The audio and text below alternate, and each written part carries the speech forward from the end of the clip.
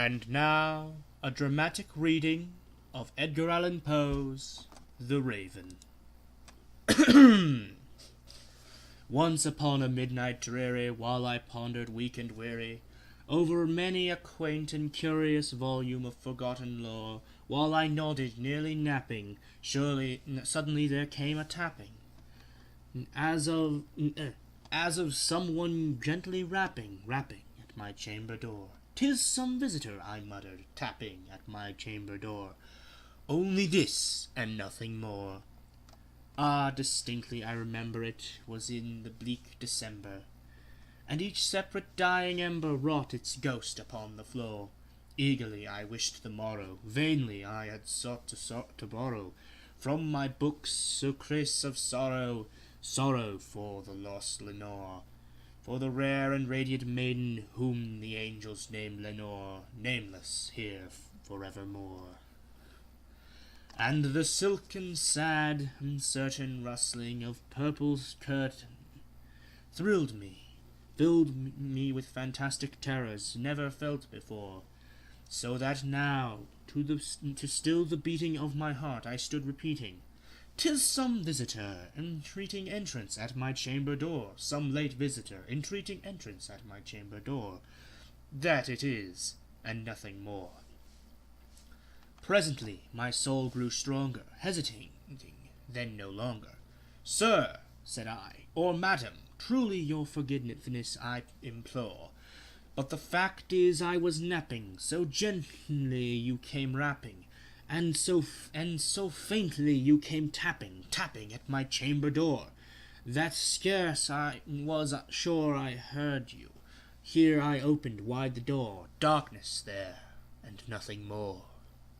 Deep into that darkness peering, long I stood there, wondering, fearing, doubting, dreaming dreams no mortal ever dared to dream before, but the silence was unbroken, and the darkness gave no token, and the only word there spoken was the whispered word, Lenore. And then I whispered, and an echo murmured back the word, Lenore, merely this, and nothing more.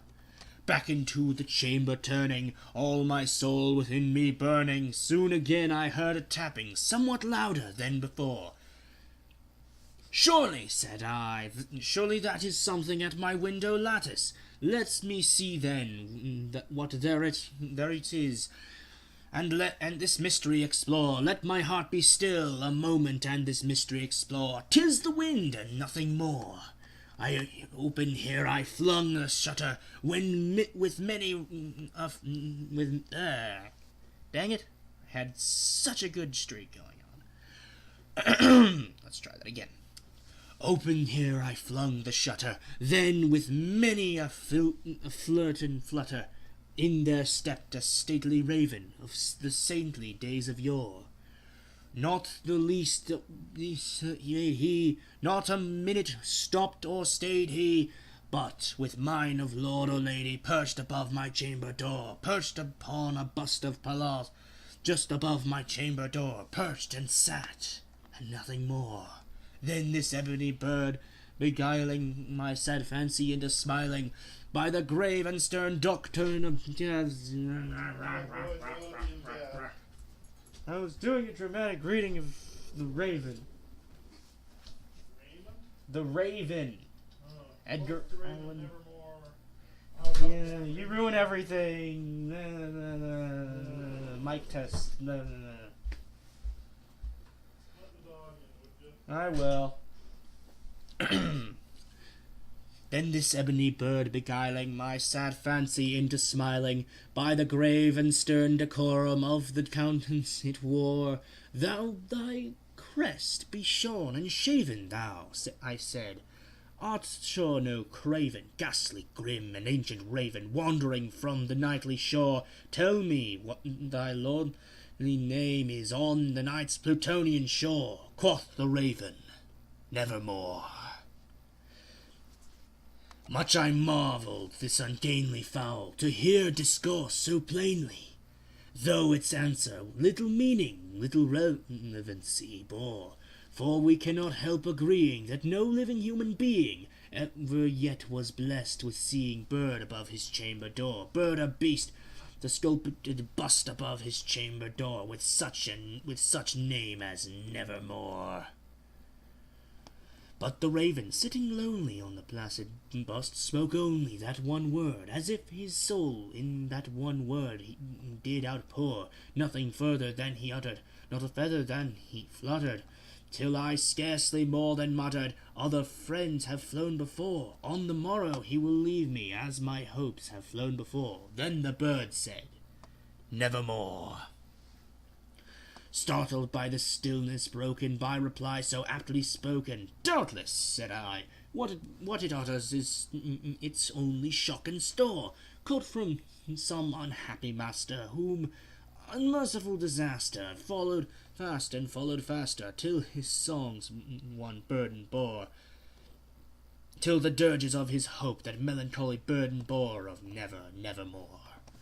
But the raven, still beguiling all my sad soul into smiling, sat straight. I wheeled a cushioned seat in front of bird and bust and door. Then upon the velvet sinking I betook myself to linking fancy unto fancy, thinking what this ominous bird of yore, what this grim, ungainly, ghast, gaunt, and ominous bird of yore meant in croaking nevermore.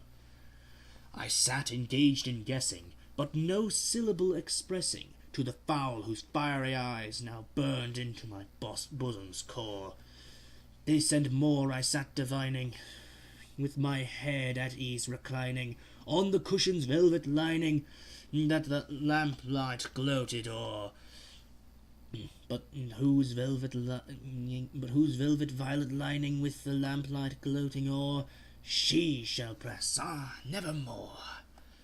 Then, methought, the air grew denser, perfumed from an unseen censer, swung by seraphim whose footfalls tinkled on the tufted floor. Wretch, I cried, thy God hath lent thee, by the angels he has sent thee, respite, and nepenthe from thy names, nepenthe from thy memories of Lenore. Quaff, oh quaff this kind nepenthe, and forgot this lost Lenore. Quaff the raven, nevermore. Prophet, said I, thing of evil, prophet still, if bird or devil, whether tempest sent, or whether tempest tossed thee here ashore, desolate, yet all undaunted, on this desert land enchanted, on this home by horror haunted. Tell me truly, I implore, is there balm in Gilead? Tell me, I implore, quoth the raven, nevermore. Prophet, I said, thing of evil, prophet still, if bird or devil, by that heaven that bends above us, by that God we both adore, tell this soul with sorrow laden, if within the distant Aidenn shall clasp a sainted maiden, whom the angels name Lenore, clasp a rare and radiant maiden, whom the angels name Lenore. Quoth the raven, nevermore. Be that word or sign of parting, bird or fiend, I shrieked upstarting, get thee back into the tempest and the night's Plutonian shore. Leave no black plume as a token of that lie thy soul hath spoken. Leave my loneliness unbroken. Quit the bust above my door. Take thy beak from out my heart, and take thy form from off my door. Quoth the raven, nevermore. And the raven, never flitting, still is sitting, on the pallid bust of Pallas, just above my chamber door, and his eyes, all seeming of the demon that is dreaming, and the lamplight o'er him streaming shows his shadow on the floor, and my soul from out that shadow lies floating on the floor, shall be lifted nevermore. Clapping noises.